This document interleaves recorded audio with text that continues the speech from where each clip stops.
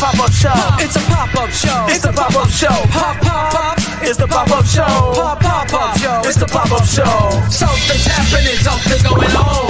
TTNL back live to get it on. $7 a month, don't need a coupon. We worldwide, the flag is waving strong. So rise in your picture with breaking news. Bring a whole lot of truth, no pay-per-views. Could be cars, Shane, or DDB. Just another branch on this family tree. The tape never lies like a boy JC. No narratives allow how we rock the beat. Breaking news on time, now we ain't no bullets. Jealous networks make us out to be villains. Unbreakable truths like a man Bruce Willis. We stand tall in the city like the Willis. Tower, over the competition we devour. Grants every time like the slide on Bears Hour. Others fall asleep when the apple is bit. We taking out the frauds who hit to Great Britain. You can't run that eye for the who are you shin. Patrons of the truth, this network spin.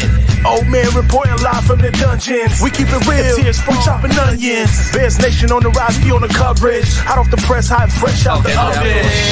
It's the pop-up show. Pop, pop. It's the pop-up show. Pop, pop, pop. It's the pop-up show. The pop-up. It's the pop-up show. Pop. It's the pop-up show. Pop, pop. It's the pop-up show. What? It's the pop-up show. Pop, pop, pop. It's the pop-up show. TTNL.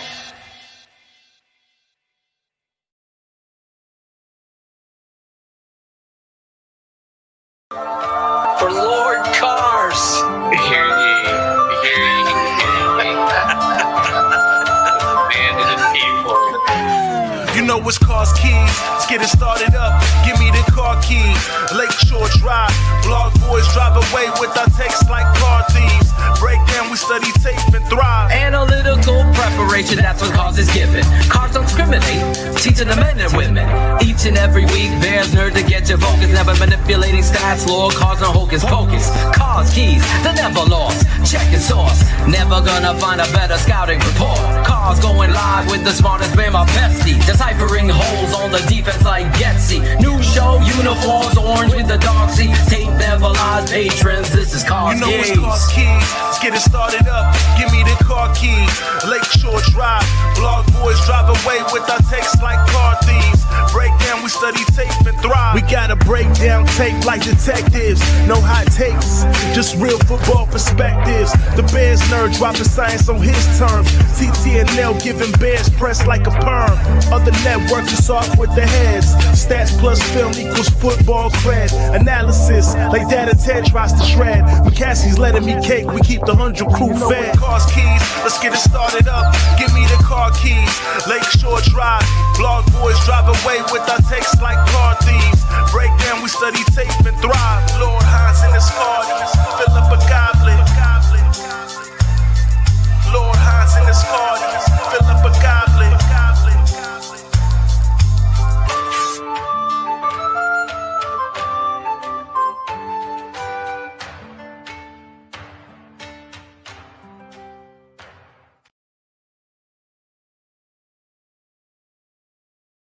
Hey, look at that. Look what we did. Pulled a little okey doke on you guys. Not really a pop-up. Cars Keys pop-up. Let's get right into it. I'm going to bring out my guy here.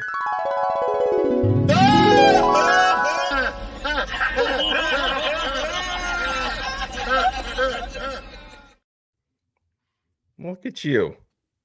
What do I do? I don't know. It's been a long time. I looked up. I think it was, what was it, March 7th? Maybe the last one, right around there. Yeah, I mean, like I had to clear all the dust off the computer here. I had to figure out what to do with my hands in this whole process. Like, yeah, it's kind of crazy. My hands are very active lately. And we're starting strong. Yeah, so right. I think that's the most important thing is I love balls. That's right. Yeah, so they're my best friend, actually. But no, we talked last week or 2 weeks ago, Cars, about bringing it back, doing a little bit, and then we've been so goddamn busy and doing stuff. I texted you, I don't know, about an hour ago, I guess it was, maybe hour and a half ago, and said, hey, want to do this? And wanted to present it as a pop-up show and then slide in the Cars Keys intro, but lots to talk about. I think was the last show that we did, was that the Keenan Allen? It was pop-up maybe? before. Oh, yeah, we Well, did do that. That's right. Yeah, the last you one and we I did did that together was late, the yeah. Keenan Allen one because we had been so I disappointed think about wide yeah, receiver after free agency. Yeah. yep. So, I think that I don't think we did that under the Cars Keys. I think that was an actual pop-up show, but Yeah, it yeah, was. but no, man. Well, kind of we haven't been able to talk to you, obviously, since the draft, but we don't need to rehash the whole thing, but where is your now that we're few weeks post draft, where's Bears nerds optimism level? Uh, way too high at this point, unfortunately, which terrifies me. No, I think there's a big excitement just for what this can become, Oh yeah. and that this is going to be by far the most talented offense that we have ever had in our lives. And pretty much, I don't care if you're a 75-year-old Bear fan, this is going to be the most talented offense that you ever had. And I understand, I think we're now in that part of the season where there's a lot of nitpicks about the concerns about certain things, and there absolutely should. But Shane, I don't know about you. The two things that have really stood out from like some of this is Rome and Caleb are extremely comfortable with the Yeah. targets on them. That they are, Caleb is really putting to rest some of these leadership and faux concerns with the way that he's ingrained with everybody. He's bringing teammates, play like he's like, yeah, I'm gonna go work out with the offense, but we're gonna bring the defense too because we Yeah. want to get together and all of those things. Like I it's don't remember hard. hearing that. I heard him say it, but I don't remember that part in the past. I remember the quarterbacks and tight ends and maybe a running back and wide receivers getting together. I never heard offense and defense. I'm talking Chicago Bears Oh yeah. specific. I don't remember, and it especially being the quarterback. He's like we were all texting about it last night, trying to figure out where we wanted to be, where we wanted to meet up, and I think it was Jason Leisure that always likes to get the The the location. specifics, and he's like, Yeah. in the world someplace. I think was his He response. said I prefer somewhere in the US. Yep. But I think, there's a lot of really good up and coming youth on this team. Yeah. When you look at so this is while our average age has increased and some of these things have changed, like the people that we're going to be looking at and wanting growth from this season are going to be all these young guys, Yeah. and so to get everybody together and build that core, the one other thing that stands out to me the most is the pictures of Dexter Jr. every Yeah. time he's on the or Dexter Sr. every time he's on the freaking field. The guy is trimmed it down. He Yep. has lost some of that fat. Did He's getting snippy with people calling him out on Twitter. Yeah, just like but did that filter down? And he wasn't being an ass about it, but he's No, like, just don't don't delete this. don't delete this. And but that is exactly what Caleb Williams did all off season. He would like the tweets from people that were taking shots at him or whatever, and they file it away. And I love that permeating throughout the team. I really do. But again, we talked about this last night, and obviously I think Caleb, he's very comfortable in his own skin. I go back to his Yes. convo that he had with the guys in his apartment with Ryan Clark and Oh, he was Channing so Crowder, good. and those. Channing Crowder brings up, I don't like that you paint your fingernails. I don't know. He's like, good for you. That's fine. That you don't like it, you don't like it. That's But that's the response, and yeah, I'm with you, Shane. I think you and I grew up in what I will call the "and I took that personally" yeah. era Oh yeah, with MJ, and I that's the way you do it. Don't come out and tell me that you're going to go throw for 5,000 yards and 60 touchdowns, yeah, right? Just say have that confidence to say, just don't delete this, so that yeah, when it comes back at the end of the year, yep, and I come back to you, you gotta own up to what it is. Like, those are the yeah. quiet, confident kind of moments that stand out. Absolutely. And there's going to be a percentage of Bears fans, we know how this goes, and they're not looking beyond 2024 at all.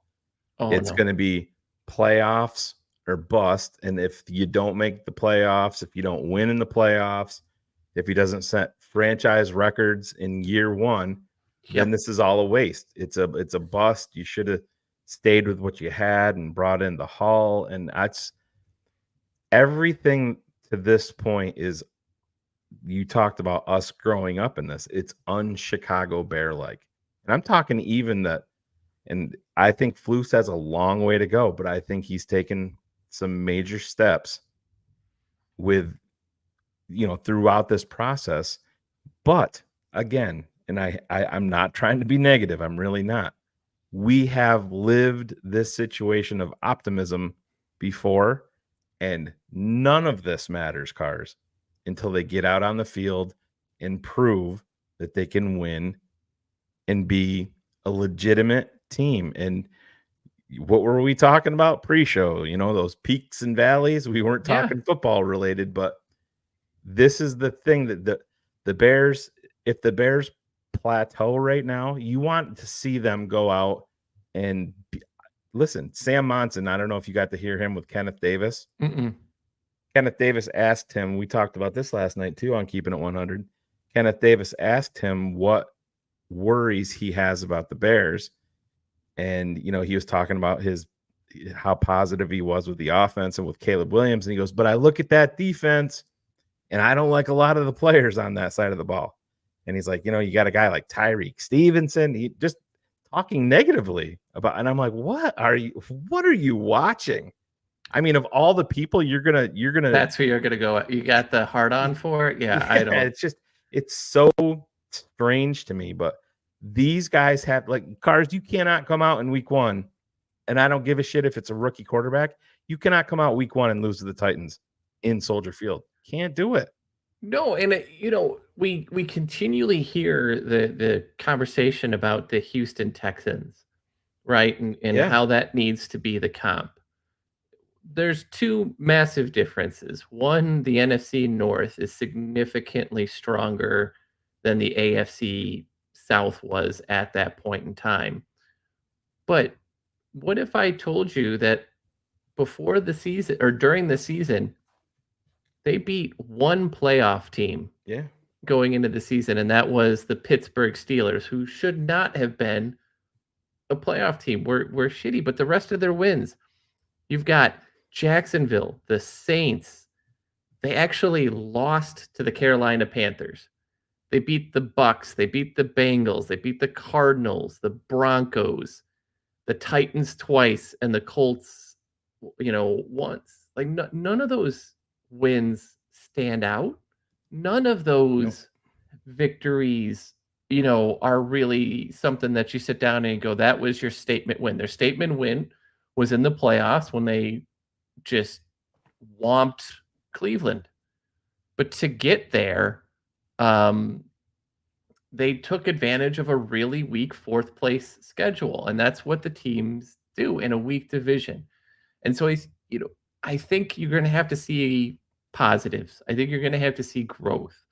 I think you're absolutely right. You can't go out there and lose week one to the Titans that don't really have a whole lot on that offensive line. Right. Don't really have a running game. The defense is solid, but we always also know whatever happens to defenses when a new defensive coordinator comes in on that first change. So there aren't this. Everyone's already saying it's got to be Houston or nothing, and it's just look at what Houston did. You don't want to. You win the games that are on your schedule, but that's Alabama beating Norfolk Southern, and a whole bunch of this. Or Notre Dame. Yeah, well, I mean, if you want to use Division II schools, absolutely.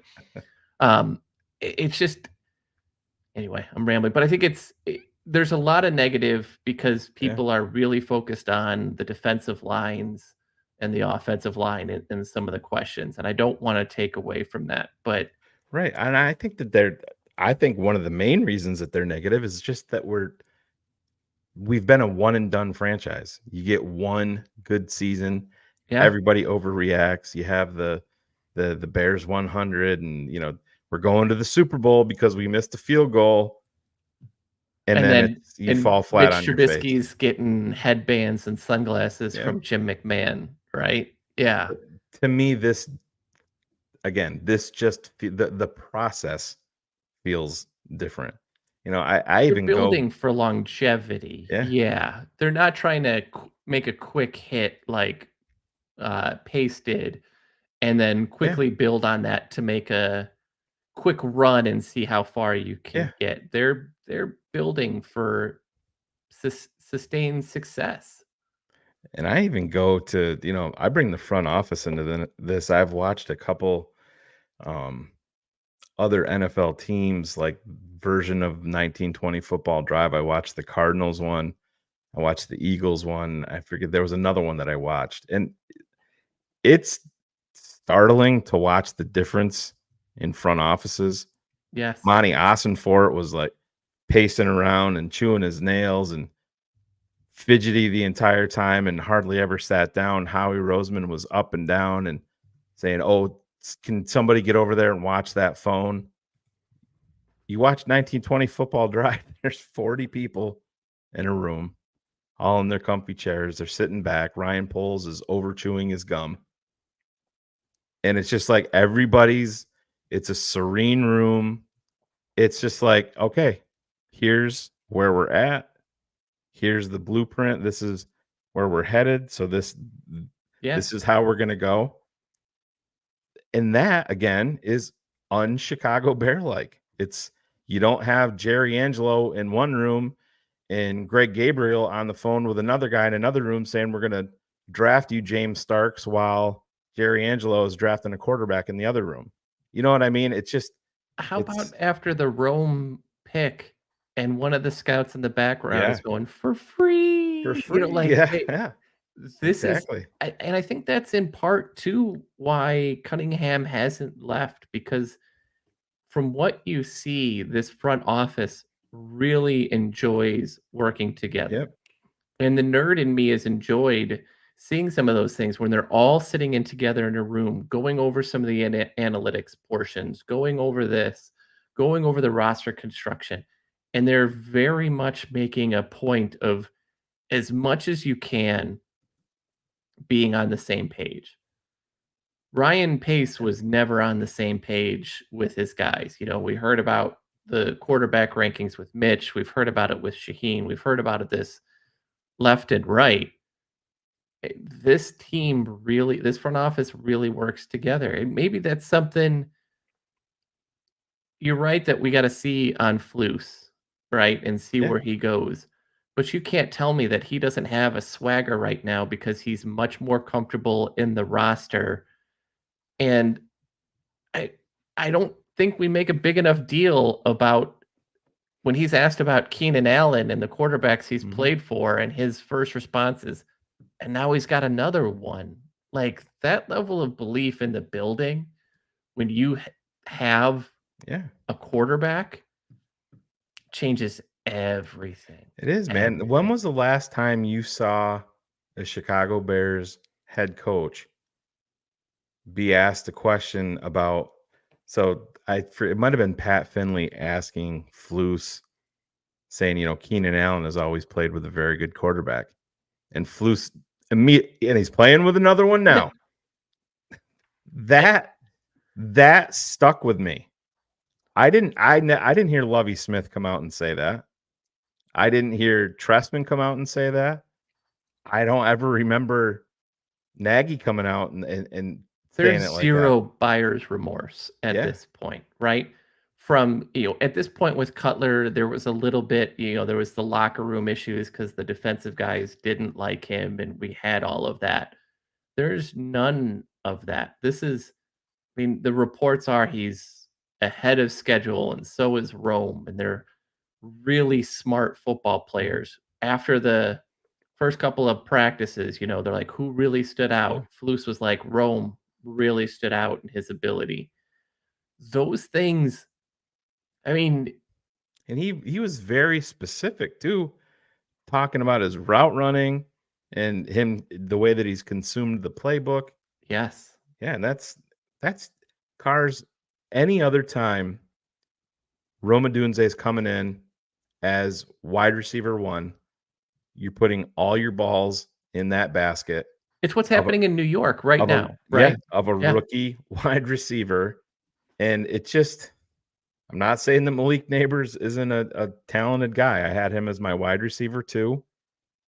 But man, situation is absolutely massive.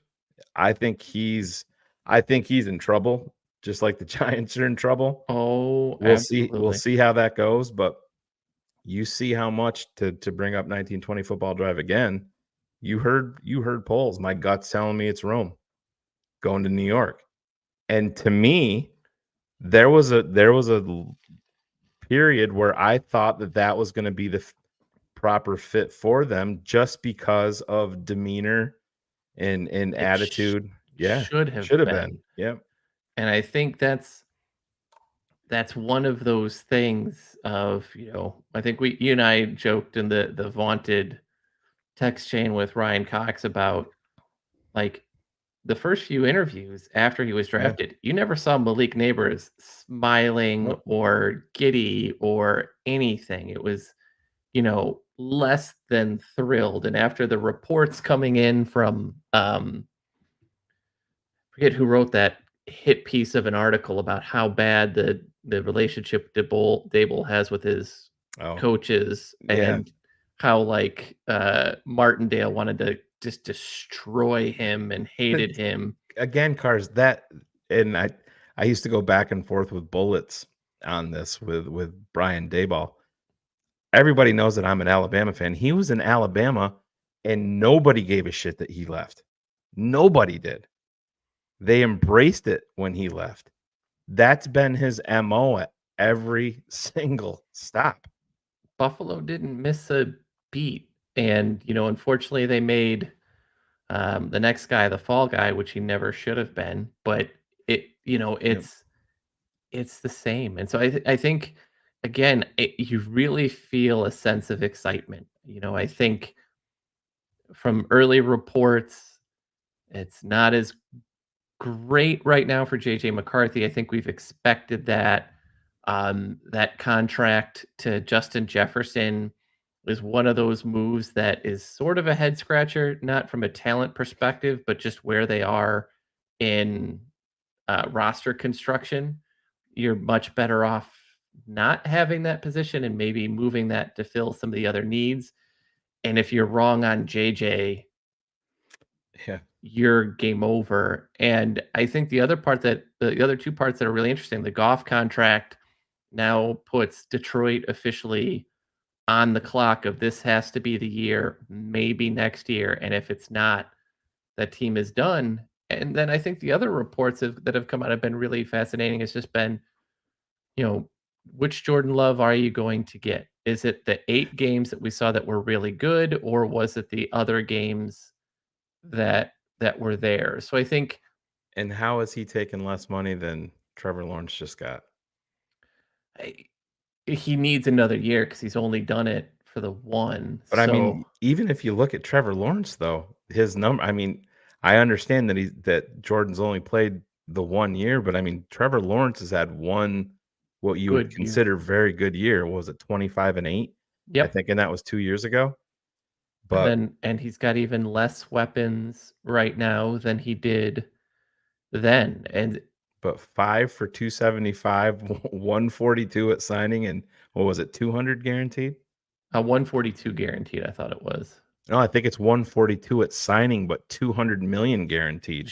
I think they did. I think originally it came out as 142 guaranteed, but then later they had some more info and said 142 at signing and then 200 million Oh yeah, guaranteed. 200 million, 2 of the Yeah. 275 guaranteed. And that goes back to the JJ McCarthy thing where he's supposedly saying he wants his entire signing bonus Up front. day 1. And if you're Minnesota, like, that's a red flag sort of requirement from a But guy who's that's the thing, yeah. Cars. Imagine if that was our guy. And I know that Caleb hasn't signed yet. We'll see when that happens. But imagine if Caleb Williams came out and said that. It's eh, It would be a media firestorm right now.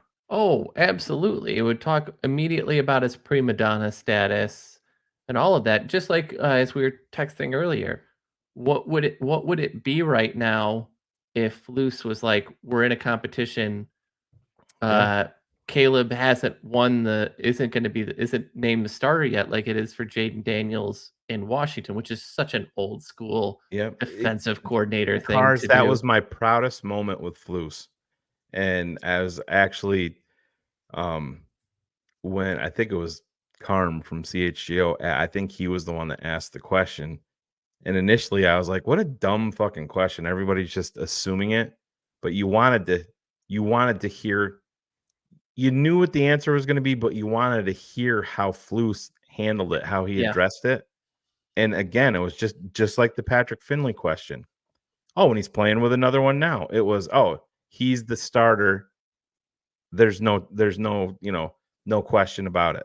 And that's what gives you some more of that confidence Yep. is he seems more we've seen Ryan Poles was really uncomfortable his first kind of season and a half in front of folks. He just didn't get into that Cars, zone. go to his second draft when he was on the phone with Darnell Wright. Yeah. He almost sounded like he wanted to cry. I It just watched that the other night. it was tough. Yeah. But now that he's done this role and he's had success, and I think it's kind of that once you get the accolades, right? Once you pull off for many the greatest rip-off trade Yeah. of this century so far, like as it And relates it's not over yet. yeah, there's more coming. That sort of thing builds confidence, and again with Ian and Ian's relationships and his way, like I'm all over the place because it's tough to be so excited. But when you speak about that 1920 drive and they're talking about all the highlights of Caleb's character, and they shoot to Ian Cunningham, and he is just grinning Yeah. ear to ear, thinking about this kid and what this is going to mean. Like, those are moments you don't have. You just don't. And it's it's crazy to sit down and think you and I can spend all day talking about Caleb and Rome, and we've done a disservice because we haven't talked about DJ and Keenan and Yeah. Cole and Everett and DeAndre Swift. Like, Yeah. I might not think that DeAndre Swift is a true number one running back, but he doesn't need to be No. because we're going to just kind of rotate through three guys and see what happens. But you go out there with that firepower, Cars, it's going to open up things that you talk about DeAndre Swift and his athleticism and getting outside. He's going to be able to be a between the tackles runner just because of the weapons that the Bears have on the outside and a quarterback that's going to get rid of the ball. It's going to open up things that we have not seen here in Chicago.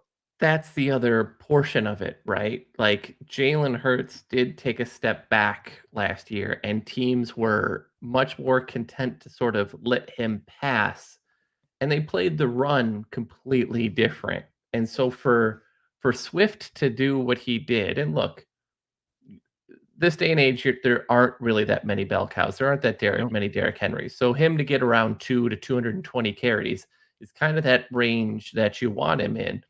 For him to do that and average 4.5 yards an attempt, that's all you need him to do. And those yards get to be a lot bigger And when you've got all those guys running. Let's be honest too. He would have had an even bigger year if not For the tush push. Yeah, for the tush push. Exactly. There was a lot of times he drove them down the field and then they yanked him out at the goal line for the tush push. But and which ended up getting their quarterback dinged up Yeah. and cost them tremendously. And it's So just stay on the draft real quick in this 1920 football drive, because the way that what I took away from it too, you know me at this point, I'm looking for kind of details in the background, and this wasn't really in the background, but Ian Cunningham stood out to me, and I'm glad you brought his name up, because a lot of the Bears did sign him to, an extension, and I'm at the point now where originally I was excited about getting A draft third. pick compensation for him, and now I don't want it. I'm Yeah. like, no, you just stay. Yeah. That's, selfishly, that's what I want. I don't think it's going to happen, especially if the Bears play better this year. I think somebody's going to end up hiring Ian Cunningham. But when everything went through with the Bears, they took Michael Penix. Everybody saw Ryan Poles' reaction. And then Ian Cunningham stood up and slapped Poles on the back a couple of times. He's like, number one and number two players. Can't even believe it. And then follow that up with the Austin Booker part too, that Yeah. Cunningham was very invested in Yeah. as well. Well, even the punter, they Yeah. were very early on. They were talking 122. We're gonna go with the punter, and I said that's the funny thing is everybody talked. Oh, we took the best player on our board, and we're in round 3 when they're talking, and they're like, all right, we're gonna go 122. We're gonna go punter, and he brings over Hightower, and he's like, we're all in on this punter, right? And he's like, oh yeah, he's a weapon. And he's like, then we'll do that, and then we're gonna use our 4th and our 6th next year to come back up for Booker. And I said, I always laugh because you get it pounded over your head all the time. Oh no, hey, we were shocked he was there. We're gonna go BPA. And I said, these guys are earmarked way, way ahead. I mean, yeah, a punter. And then you look at what he's doing in OTAs, and I mean, I've watched more punter tape Oh my over the God. past 6 weeks than I have in my entire life combined. And Cars, and I'm not just saying this because he's a Bear. If he was a Packer or I would have Eagle hated or it. whatever, and I watch this, it's the craziest shit that I have ever seen. What Well, he does with the football. and that's his value is so modern defenses are really about forcing turnovers. I know that's a little generic, but it's more so in the sense of I need playmakers in my defensive backfield and in the linebacker position to force turnovers and make plays on them. And what this allows you to do is you've now got a punter that can flip the field and when it becomes that type of game and you've got the other team inside their 10 and you've got It three changes everything. three incredible corners. I mean, we're seeing reports of some people are saying Jalen is like a top 3 corner right now. Tyreek, the arrow is up. I think Gordon does not get enough affection for what he is. Kevin Byard, like you hear more of, don't hold him accountable for the fact that Matt Patricia was the defensive coordinator. Well, Sort of thing. My connection with the Eagles, and my brother-in-law, he's like, oh, you guys, I don't know why you signed him. He's cooked. And I'm like, dude, your entire defense was cooked. Your entire secondary was cooked. Look what happened the first half to the second half. Right. Exactly. Yeah, they fell apart. But when you now have that guy and you've got a team that you've got a premier sort of pass rusher and Sweat and 2 really good linebackers at force and turnovers and 5 defensive backs, all of a sudden, you flip that field. Iowa won a game where they couldn't score and was like they won. It was like 8-6 because they got 2 safeties or whatever it was because of that field position switch. It's so important when you have an aggressive style turnover focused defense They'll do that. And not all defenses are. Some are really focused more on pressuring the quarterback or stopping the run. There are some that are way more focused on turnovers and making big plays off of that. And that's just going to help your offense. You get your offense all of a sudden, you can't cross the 50, you punt it, you bury them in deep, you're forced a 3 and out, and all of a sudden you're catching the punt on the other side of the 50, and you've just Yeah. gained 10 or 15 yards. That Yep. changes everything in what you can do. And in a normal year, Shane, as a Bears fan, we would be talking so much more about Booker Oh, and yeah. Taylor because we would have hated the early round picks. Yeah, that's been the Bears' MO. You Love the third rounder, hate the first. right, exactly. If we could have just switched those 2 picks, we'd be totally fine with it. But yeah, that's been the thing. And I mean, I don't want to just toot our own horns here, but I mean, Caleb was easy. Everybody knew, we were all in agreement here. Rome was obviously on everybody's radar, but there was plenty of shows where we talked specifically about Torrey Taylor, and we're not turned off by the Bears taking him in round 4. Austin Booker was another guy that we talked about. That And guy, his ceiling, yeah, his potential to have that like Mark Anderson light kind of rookie year as a third down pass rusher. If he gets you 6 to 8 sacks, yeah, it's huge. that's the win. For a guy that, by the way, that we made this big deal about Ryan Bates, Yeah. for the pick this year, and it ends up being Ryan Bates and Austin Booker for a 5th round next year. Yeah. Like Yeah, that and that trade was looks a lot better now. Yeah, exactly. And that was our original pick that we got back from them. Correct. The Ryan Bates trade, correct? Correct. Yeah. So yeah, it's definitely interesting. But just to hit rewind a little bit, and I was talking about the Ian Cunningham saying our top 2 players. It's hard for me to grasp, because if you're taking him for what he said on there, and if they were going up and it didn't matter where they were going up to, it was going to be for Roma Dunze. Yeah, and I think, do you remember when they did an interview with Marvin Harrison and his dad? Yeah. And Marvin was saying, I just wish he would fight for the ball more and demand the ball more. That sort of stands out. And I think you look at the kind of short term, but Caleb and Rome throughout this process have seemed to build a relationship, a very strong friendship, a grouping. And if you go back to the whole reason the Bengals pass on an offensive lineman was because Burrow and Chase were so in lock.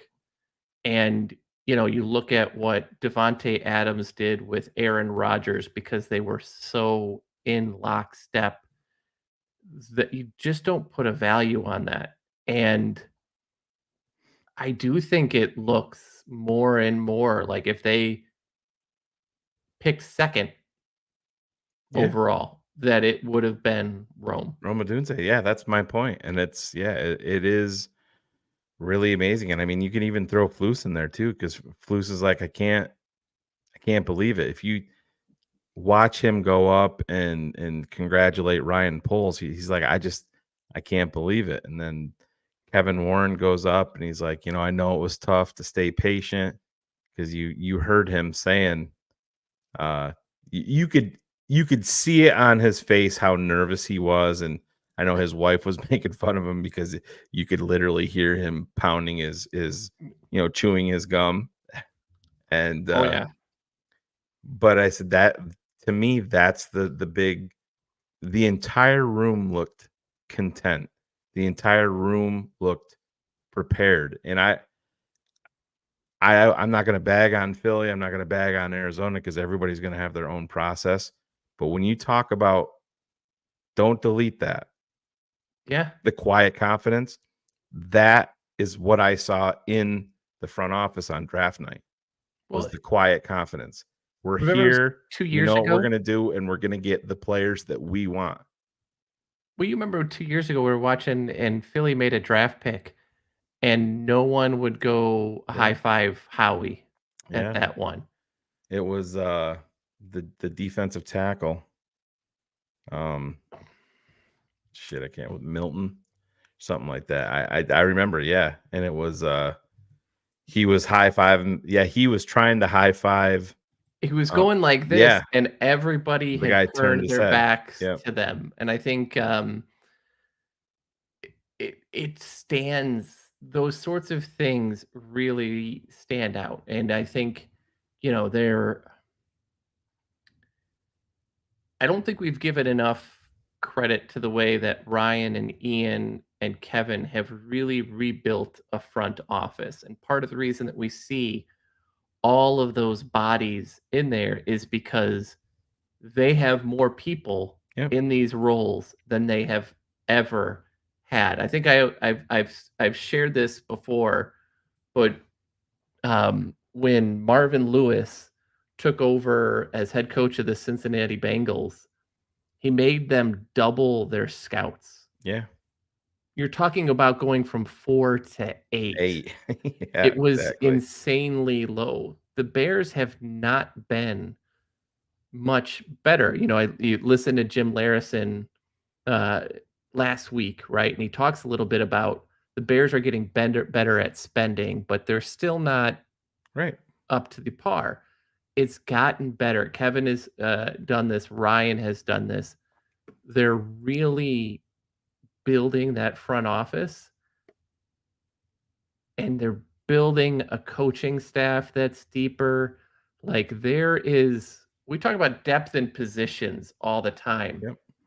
But now this is the first time I think we've ever really had a passing game coordinator and a run game coordinator that are both kind of up and coming sorts of people, with a quarterback coach that has had some of these skills, and everything is stepped up. And you've got, Ian Cunningham, who is really one of the better minds, as an up and coming general manager, and everybody that sits down underneath them. So that when Ian gets that opportunity, and I think it's more that he's just being very picky as to what opportunity he's going to take. Like, he It's said all no to about- Arizona. Yeah, it's all about quarterback, man. It's all about the path of the quarterback. And ownership, right? Oh, yeah, absolutely. You Those meet are the- with yeah. Tennessee. Would you, after seeing what Tennessee did with No. their head coach, do you want that? No. After hearing about how players talk about how much they hate Arizona, do you want that? No. So be picky while you're doing this. But they now have built this so that when he eventually moves on, they've got a stockpile of people to move Yep. up and fill those positions. And this is like, the fact that we're celebrating this is kind of scary because most really good franchises do this. Yeah. But we're finally Not ours. doing this. Yeah, and that's the thing, man. I can remember tuning in to Rhine Fire games to watch Marcus Robinson. Yeah. And then he comes to Chicago. He blows up. I mean, I think he had 10 touchdowns and 1,400 yards in Oh, like God. On 1999. every Cade McNown crazy. Yeah, and Jim stupid Miller. pass. Yep. It was crazy. But that was the thing. You would find one guy like that, then they would get dinged up or whatever would happen, and then it was nothing. Yeah. Remember Played 11 games the next year, 5 the year after. Yeah. And then I can remember being excited about Devin Aromashodu. Catching that game-winning touchdown against Minnesota. And Absolutely. It's just Johnny Knox. You know what I mean? That's not that I never looked at Johnny Knox as a true number one, but it was the Bears for years. We have Jay Cutler. That's going to transform the offense.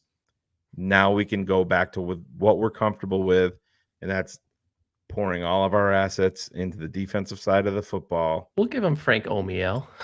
Yeah. Well, I mean, you remember Olin's But story? Yeah, that's the it difference it here, is. It right? is. And it's really easy to sit down and pick apart, like, hey, they didn't do more on offensive line. They haven't done more on defensive line. And I understand that to a degree. Um, but it's also what they've shown us is they're not going to shortcut this process No. at all. They're not going to make a move to make a move. Now, I do think, and I've seen it kind of show up um, here on the in the chat a few times. They're not out of this market yet. This roster is not the one that it's going to be. It would No. not shock me to see a Trey Hendrickson on the Bears in a couple of weeks. It wouldn't shock me to see. I'll throw out the biggest name I think that they've got a shot at, Jonathan Allen in Washington, incoming here, because they've got flexibility to do this. But Yeah, that's what it's we're all about. also undercutting that they really believe in Dexter, in Driven Dexter. Like they just do. They The biggest question is on the center part of the line, and I get it, but I think they're way more comfortable in it than we are. And I think that Karan could be a guard at some point in time if they really wanted him to. And so, yes, there are concerns, but you look across Oh, yeah. again, look at if you're Detroit right now, are you really happy with your defensive line outside of Hutchison? Not really. You spent all that capital to get Jack Campbell. Like, was Right. that really looking like a great move at this point? Not really. Like Minnesota, you're going to replace Hunter with Greenard and the guy from Miami. Does that really make you better? Not really. Like Yeah. there are holes everywhere in every team. Look at how bad Kansas City's offensive line was last year and how bad Jawan Taylor played for all of that money. Right. It is what it is right now. It doesn't necessarily mean anything. You can't construct a perfect roster. You just can't. Yeah, and you threw out Hendrickson. Where was it? Oh, Orange Bears got Matthew Judon. I like Judon the player. He's going to be 32. In August. He's a player that if you're making waves in the season, Yeah, if you were contending if you knew that you were going right now into Super Bowl contention, that to me that's the move that you make. I can't deep playoff run right now, Shane, because Yeah. of his age, he's not going to come expensive. Yeah, But that's the big thing right there. Depending on you're right there. I mean, I can't give up a second round pick for a guy that's 32 years old. Can't do it. But if you look at like San Francisco, to me, is the only team that I am certain is going to be in contention in the NFC. I'm pretty certain that Detroit will be up there, but Dallas doesn't really scare me. Philly, you get rid of Reddick. I think people are underestimating how big of a loss it is. And yeah, sure, you add in Huff, but Huff is not the same player as Reddick is. Huff is Well, and you'd have to answer the same question that we were talking about and national pundits were talking about with Montez Sweat. He was surrounded by a lot of guys, but now he's being paid as the man, and he's the sole focus. Now, Huff has to go through that. He was the big money signing that Philly went out, and how is that going to change? That changes things.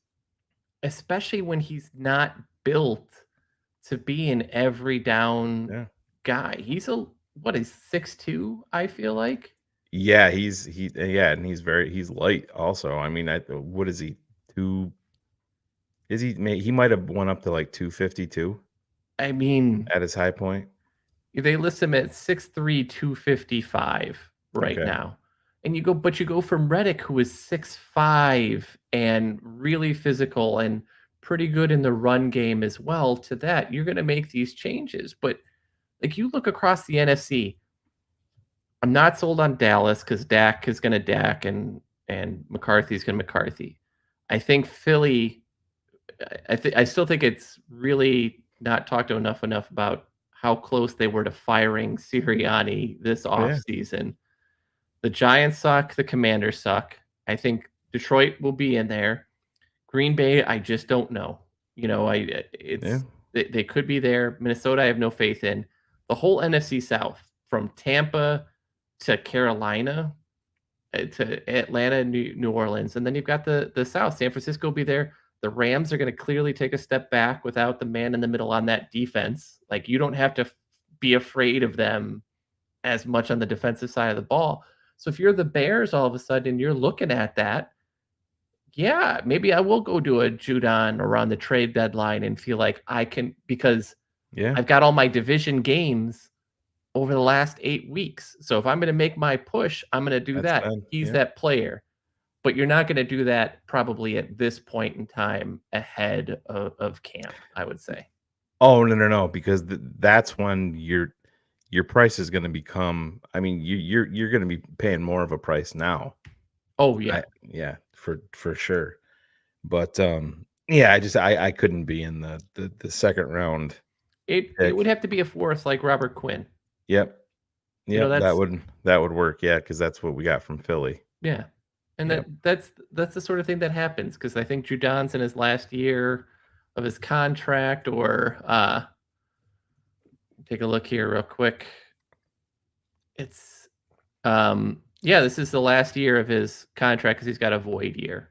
Yep. So everything leads to that being a 1-year, 4th round rental, and you go make it. Yeah, and you're going to have questions answered by the trade deadline of where Austin Booker is in his ascension, and what is and where is DeMarcus Walker in this defensive line What is rotation? Dexter? Yeah, what is Dexter? Yeah.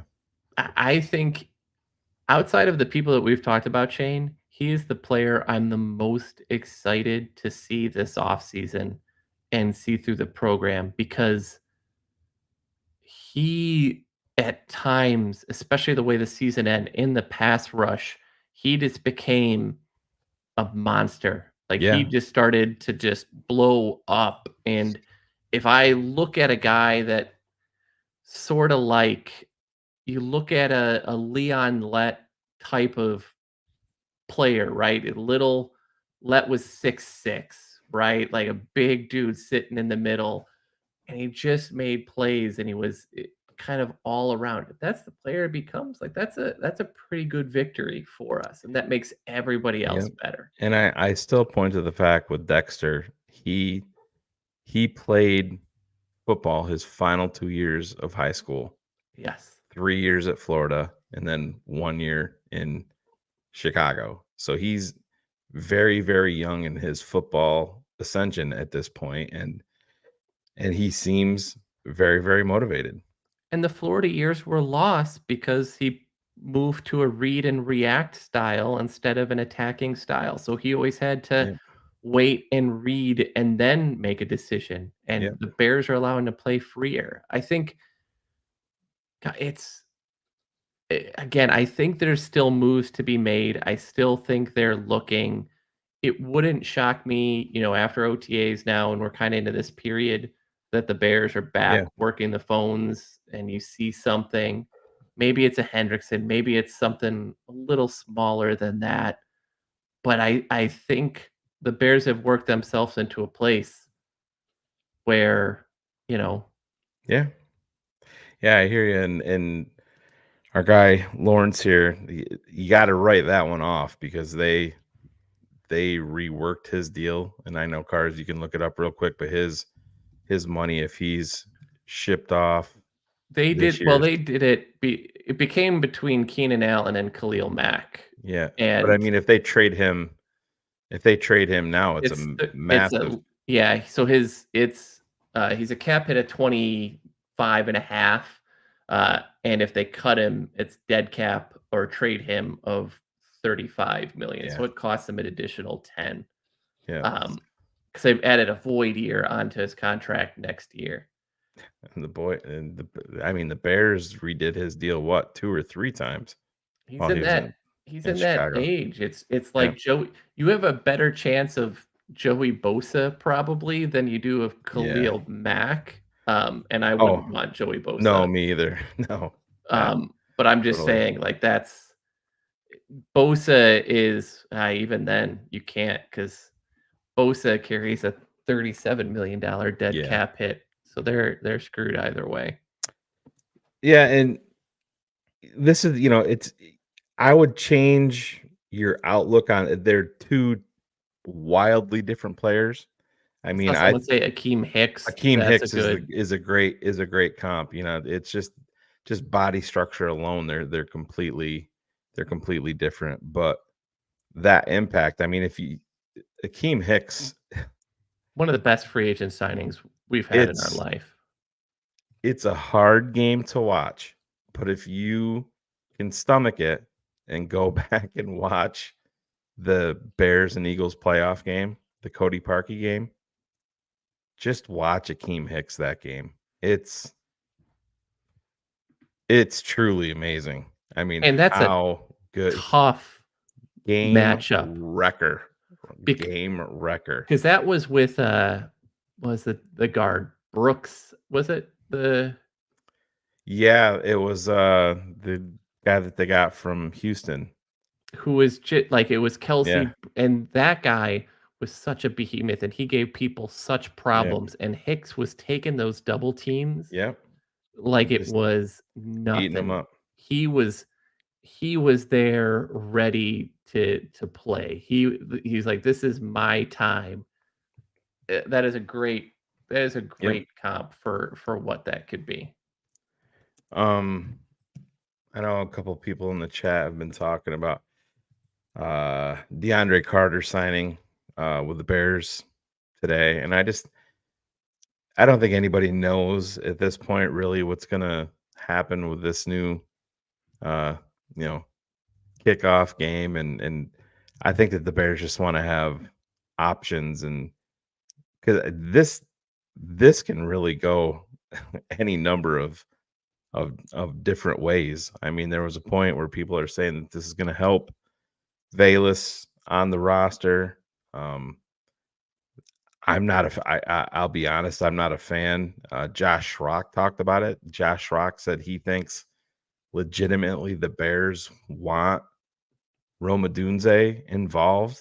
I don't love that myself, but we'll see. But DeAndre Carter is you hear the term special teams demon. He would fall into that, and there's a connection there because he was here, I believe, Ryan Pohl's first year. No, he was 2020 was when he was here. Oh, so it was okay. That was all right. So that was before I knew he was here. Who was I talking? Maybe it might have been Phil that I was talking to about that today. But yeah, it's going to be interesting to see how this all works out. To me, it's just a body. Like, I agree. His best return season was the year after in Washington, right? That was the one time that he really did much of anything in the game. I think it'd be a nice, but Velus is going to have a harder time making this team right now simply because he's competing at wide receiver 5 at this point. Cars even saw, and I don't want to overreact to it, but you saw the highlight that the Bears were putting out of the deep ball to Velus, and even there was no reason for him to leave his feet and go onto the ground. But these are the things that Velus continues to do, and it just, I don't know. I don't see it, and I'm interested to know if they're gonna work in a guy like.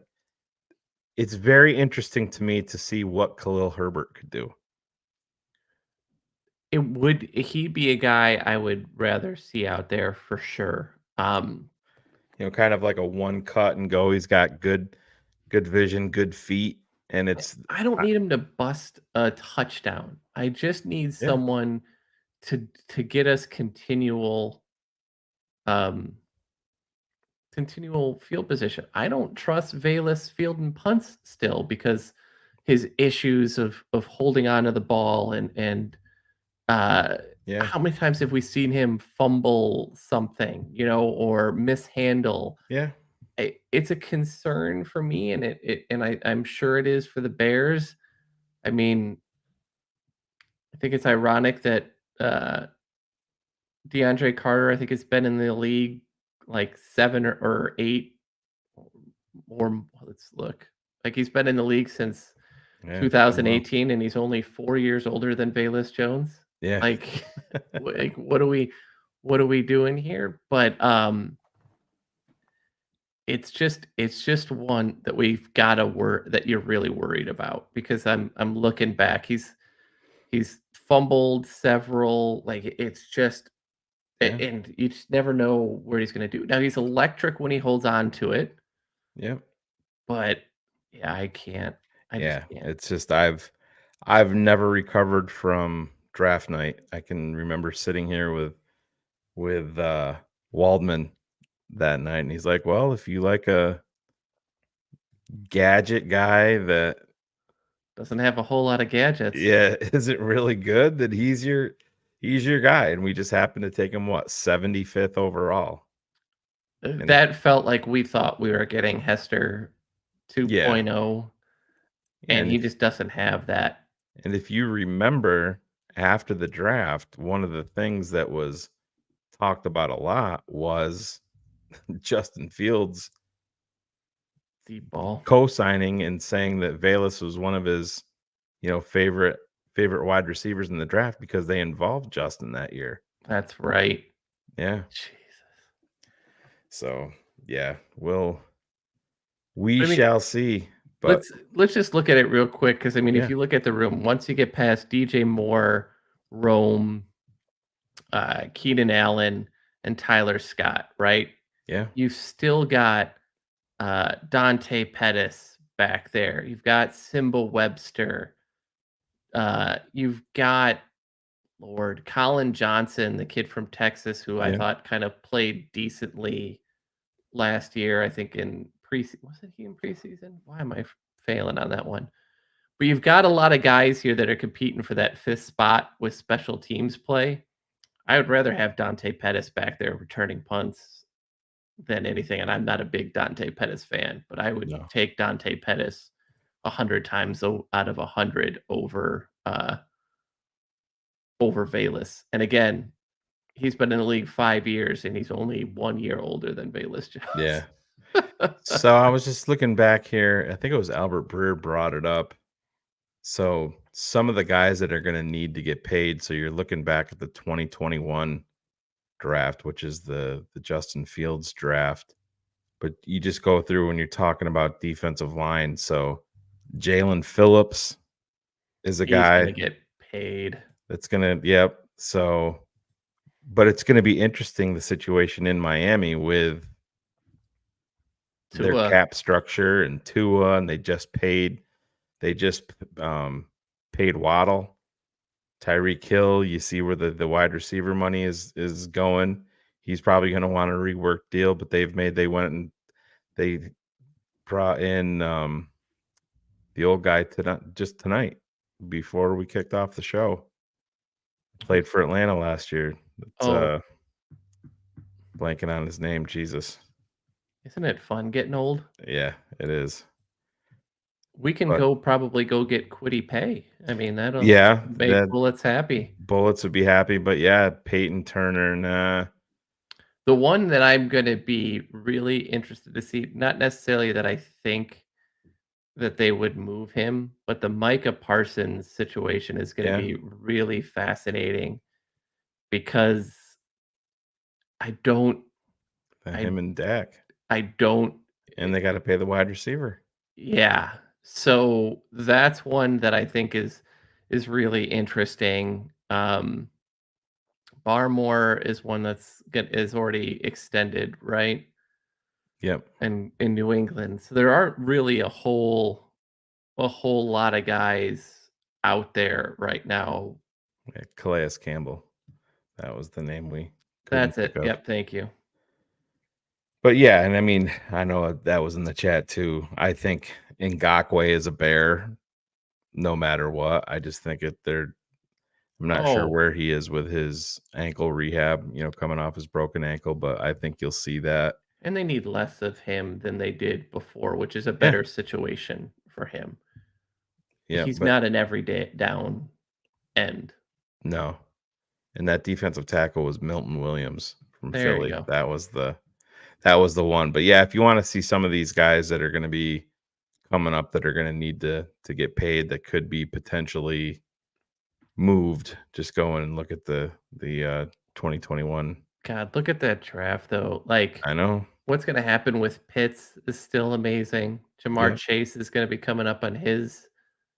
JC Horn, if you're Carolina, like, I don't know what you do. If you're Denver, what are you paying? Surtain is great, Yeah. but are you paying him? Man, he is so good. He is so good. I know he would have a massive market. I know Philly looked in to him multiple times Yep.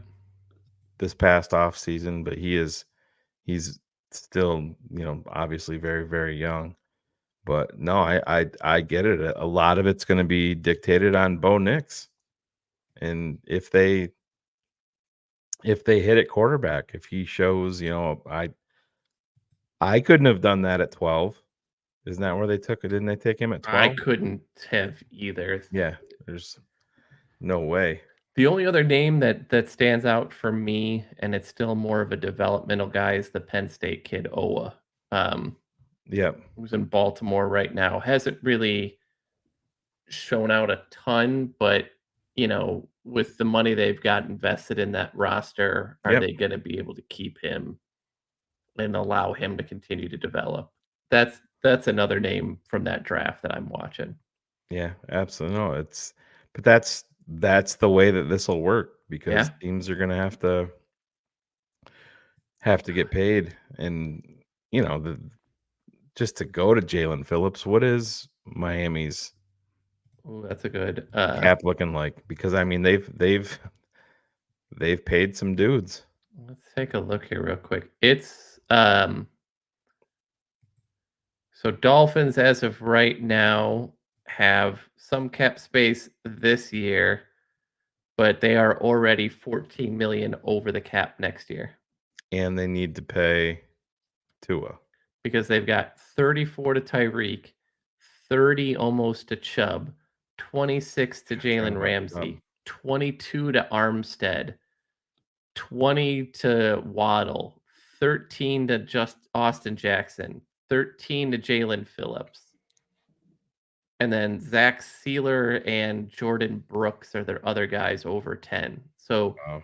not Yeah. only are they 13 million over, they've got 57 guys on the roster. Man, that's insane. That's a tough one. But and they drafted Chop Robinson, right? Yeah. So what are they gonna to do here? They're gonna need to move on from Armstead here because he just can't stay healthy. No. Austin Jackson has never been worth that amount of money. Neither is really Bradley Chubb. No. And God, if that's a team that I laugh at, because you're putting all those eggs in the Tua basket, and I think everybody knows at this point who Tua is, and it's not worth it. Yeah, no, I hear you, but those are the reasons why players become available. Jalen Phillips is a fabulous player, but Why did we get Khalil Mack when we did? yeah, Cap.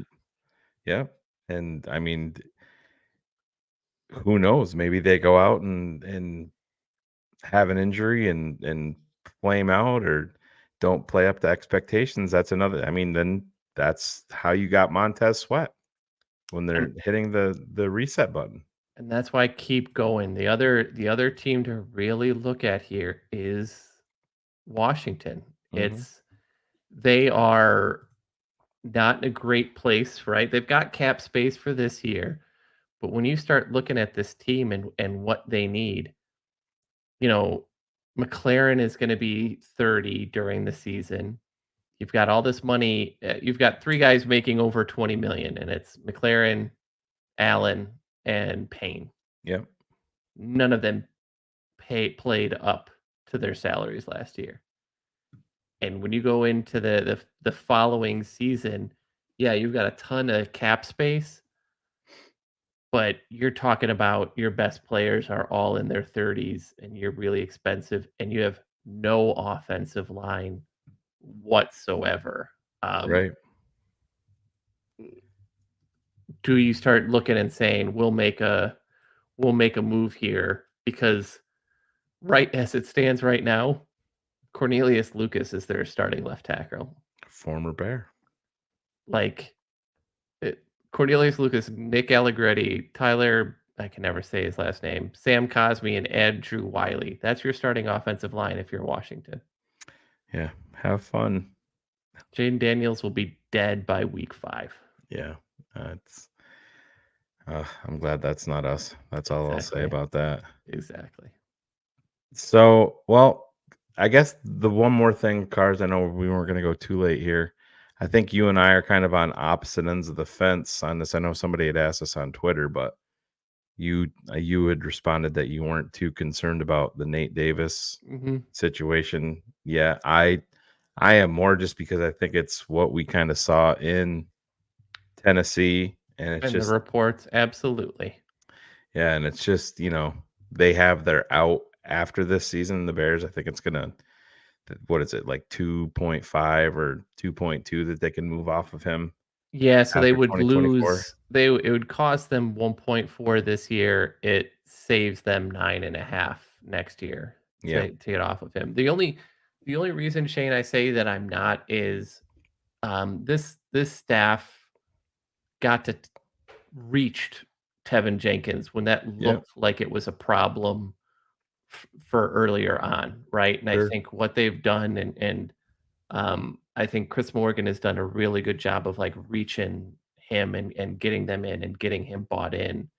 And I know last year when some of this was going on, that Flus was spending a lot of time talking with him and focusing in on him. So from that regards, yeah, but I'm also probably a bigger Jatiri Carter fan than a Yep. lot of other people. And I think he flashed a lot when he was given a chance last year. So as much as I may rather have Nate in there, if he's not, I don't think it's the problem that everyone is going to be. Yeah. And well, let's be honest. The 2025 Bears could have 3 new starters on the interior of their offensive line. I mean, it's not Easily. without the realm of possibility that the Bears go out and sign Connor Williams still Yeah. to take over that center position and then move Ryan Bates to guard to make up for it. Yeah. Because he's still a free agent and he's recovering and he'll get cheaper and cheaper as it goes on. I had heard that there's some issues beyond the knee. ACL that's worrisome to some teams, and that's kind of why he's in the holding pattern there. So my guess would be he's going to be one of those veterans that you see signed in season, but after week 1, and then it becomes an unguaranteed contract that goes week to week rather than it being guaranteed for the season. Yeah, I mean, Cleveland signed Ethan Pochik after all of his injury histories as well. You just never know what that's going to come through and do. So, yeah, it's one of those. I think I'm not as worried about the guards as I think others are, and I think the center position is going to be better. It's also hard not to envision it being better because of how terrible it was. Well, and we can't undersell the quarterback's role in all of this, making all of these guys better. Oh, Just I mean, by it's simply getting rid of the football. It's a big deal. It's gonna be night and day And again, when you can go when you can go 3 wide Yep. like the Bears can with Kmet and the way that that's going to stress a defense, you're not necessarily going to be sending the full house anymore because you've got 3 wideouts that could take it kind of to the house at any point in time. So And it's not gonna you be like that Minnesota game where they right. just tee off and take their chances anymore. Yeah, and you have the perfect fire escape also in DeAndre Swift. That's Oh, going to be, and or that's Roshan or yeah, Herbert, both of which flashed a little bit in the passing game. I I can't wait to see the first wheel route that we're gonna see out of Swift out of that backfield and how yeah, much fun that's going to be. yeah, absolutely. Let's got a couple super chats here. Our guy Bill Wagner, it's great to see cars back on TTNL. We all just assumed you're enjoying a Claudio summer of 5 months off. Yeah. Great to As my kids have said, all I want to do is play golf this summer. So spent a lot of golf time and actually getting Aubrey into golf so I could play more of it, which is a nice little brainwashing. But right.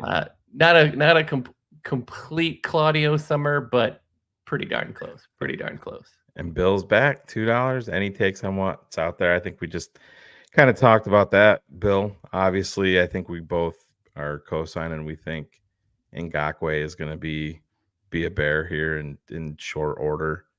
I think Yeah. that's kind of implied by people in the know and people like us. Just you're expecting them to make that deal, and these guys don't want to participate in OTAs and stuff like that. And a defensive end, what are they really doing in OTAs anyway? So Yeah. I expect him to sign a 1-year deal for, I mean, it was 10 million last year. So I think you're talking like 5 or 6 this year, Yeah. probably. And you still got guys like Vitae, that's a free agent still out there. Connor McGovern, Mason Cole are still out there for internal. Outside of Ngakwe, I think you still got Lawson, Hughes, you've got Ogba out there that are still Yep. kind of some guys, and they're not necessarily going to move the number big time, but they're going to do it in a way. They're going to be part of a solution, right? They're going to be part of a rotation, Yeah. sort of thing to help you out. And I did star this for our guy FQ. Yeah, man, DM me on Twitter and just leave me your name that you have your Patreon account under.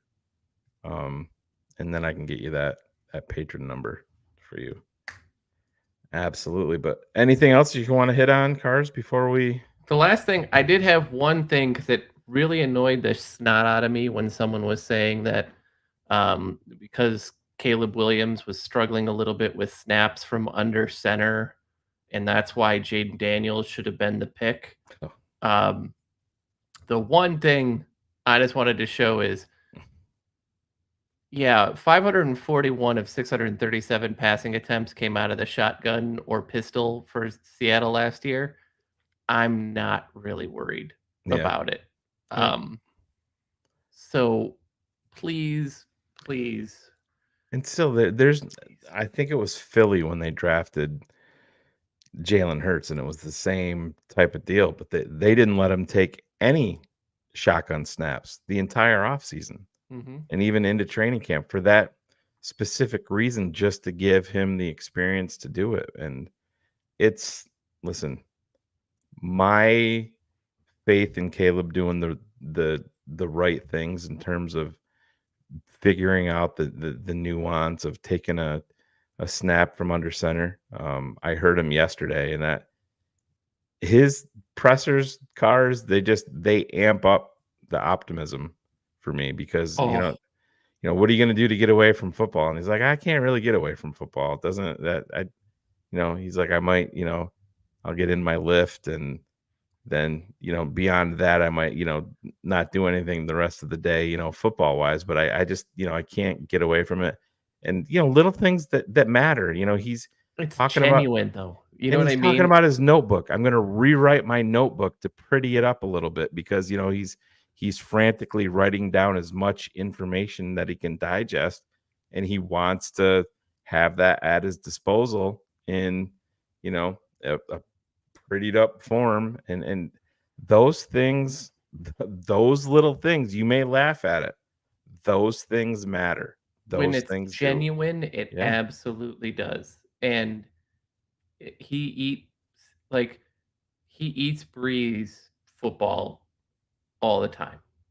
And I think, Yeah. yeah, he'll take some of these games, but you always notice when he's going somewhere, he's got other guys with him, right? He's bringing more of the team. There is always this thing about building something more.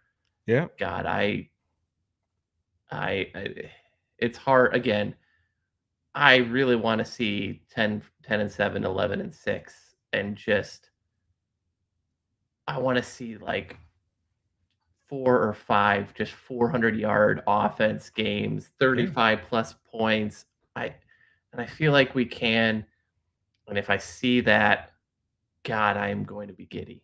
I'm going to be giddy. Hey, we had Justin for 3 years, Cars, and we got, and again, I understand it's not all of his issue, but we got I believe one 300-yard game out of it, correct? The second Caleb Williams passes for 3,000 yards. Yeah. Passive. Like it's insane. And again, that's no shot at Justin, but it's also a shot at Justin. But like the bar is so low. Yeah, it is. And if I think Justin's career high here was 25.62 or 25.65 or something like that. So if at week 7 Caleb has 2,800 yards or something ridiculous, or week 10, he's got 2,800 yards. Yeah. Like these are different. And I mean, it just, somebody was talking about it on, I don't know if it was on Sirius or maybe it was on ESPN. Maybe it was with Cap or whatever, but they're talking about the Bears not having a 4,000-yard passer, and nobody ever talks about that the last time the Jets did it was in like 1964. Oh yeah. And it was 4,007 yards by Joe Namath. That was the last 4,000-yard passer.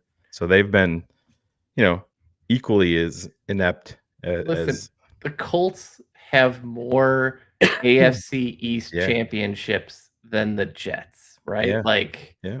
that's where that is. I think we've talked. I would love to see 4,000 yards, but if I see 3,500 plus, but 30 touchdowns through the air, I'm focused more on the touchdowns this year than anything else. Yeah. And I think those will go hand in hand.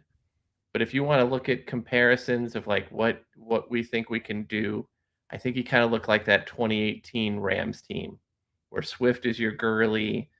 You've got DJ Moore and Keenan as your Woods and Brandon Cooks. Just without the pussy at quarterback. Right. But you got Cooks and Woods that had 1,000. You had young Cooper Kupp up and coming, at making almost 600 yards, and you had Gerald Everett there at the same. But that's kind of that goal. That team that looked, what were they? They were like just 6,000 yards of offense, right? Yeah. Like let's get to 6,000. Let's do 558. 59, 6,000 yards of offense, and that's when we know that things are moving in the right direction. I hear you, man. So we are, what are we, about almost 90 minutes in, so it's probably glad that we tried to do this for 45 minutes. That's really good. Yeah.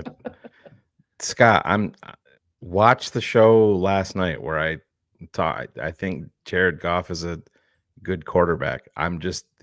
The Bears have his number, have had his number, and it's fine. And go out and win. Go out and win, man. Now you definitely have to go out and win more. But if I'm hitching my wagon to a quarterback, I'm glad it's not Jared Goff on my end. I just my confidence level in Well, Jared Goff getting me to where he needs to be or where you want to be as a fan it's not there.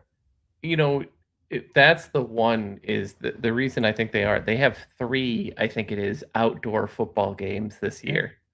Yeah. Um, Makes a difference. and you kind of looked at it and it was like 2 years ago when he threw for 30 touchdowns, it was like 23 of them came at home. Yeah. And yeah, even looking at this, his 30 touchdowns last year, 20 of them came at home, 10 on the road. Right? He is a fine quarterback that looks terrible if St. Brown isn't playing. Yeah. And for whatever reason, the Bears, as bad as the Bears have been, they're in his head, and that is fine by me. Absolutely. I wouldn't feel great about our future moving forward if I paid Jared Goff $250 million moving forward. But that's just me. It's again, what's amazing about that is when you look at next season and where that football team is, they still have $71 million of cap space, but it's the year after that that in 2 years, Jared Goff's cap hit is $70 million, 69.6 to be exact. Yeah. So yeah, he's better than I expected him to be coming out, but I don't look at Jared Goff and be like, fuck, we got to beat that guy to get where we want to go. He's one of the, I look at him like a Jordan Love type, that he is a really good win with person, that if you have the right supporting cast around, and he showed that in LA. He struggled early on in Detroit, and then Detroit built the roster around him, and he's won with again. There's no shame in that, but Phil talked about it last night. You punch him in the fucking mouth early, things change quick. And it is the truth. That's probably true for a lot of quarterbacks. But Cars, how many times did we, if you're facing Jared Goff, well, the NFC North just in and of itself. I'm not afraid of Jared Goff. I wasn't afraid of Kirk Cousins. Both of those guys put up stats. That's fine. When I was going to face Green Bay, if it was 3rd and 32, I was terrified of Rodgers going to get 34. You know what I mean? That's the difference. You knew the guy was going to have a game where he was 22 of 26 with 4 or 5 touchdowns, and he just decimated your defense. I don't look at Jared Goff or Kirk Cousins that way. Now we'll see. Jordan Love has had a couple good games against us, Jordan Love has, and we'll see. But also, he's going to have to be paid here probably before camp.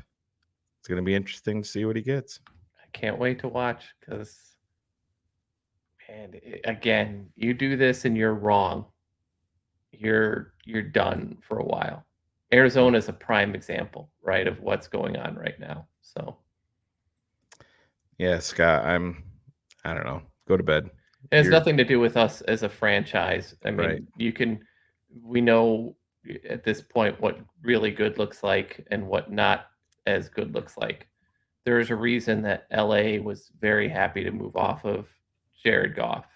You show me a NFL football team that's sitting back saying, fuck, we got to face Jared Goff. I don't think that there is one. His splits have been not great. On the road, and that's if they want to win this, they've got to get home field, and they're built to get home field this year.